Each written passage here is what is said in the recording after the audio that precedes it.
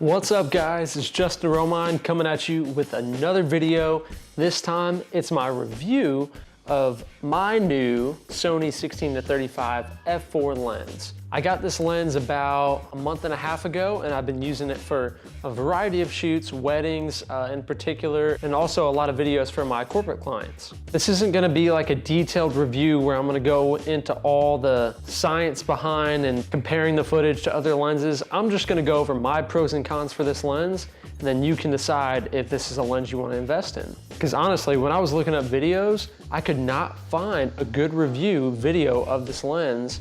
So first off, this is by far my new favorite lens in my bag. Such a versatile lens, even compared to the Sony 18-105. I know that's a bit extreme, but the quality of this lens just blows that lens out of the water. So my first pro is sharpness.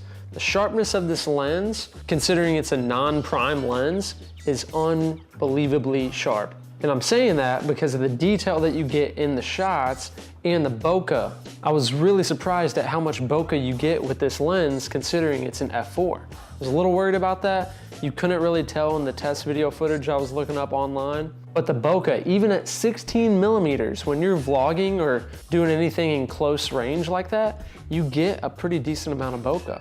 Now obviously it's not like a 1.4 bokeh, but I mean, what can you expect really?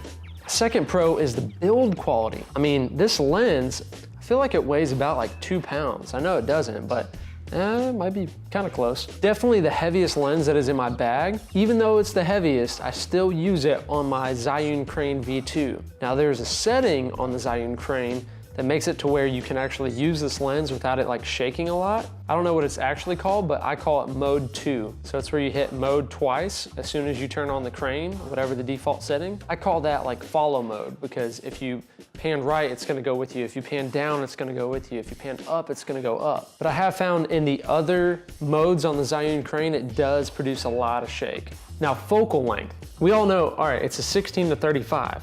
Obviously, the 16 millimeter on a full frame camera is really wide. I don't really see many situations where I need anything like a 12 millimeter or a 10 millimeter. Like with the 16, it's so good for like real estate virtual tours, for doing any type of landscape work, or even those wedding shots where you're just trying to capture the entire moment. I found this lens to be really good at 16 millimeters. Now it goes to 35, that's like a semi-portrait focal length. And the bokeh you get at 35 is actually really good.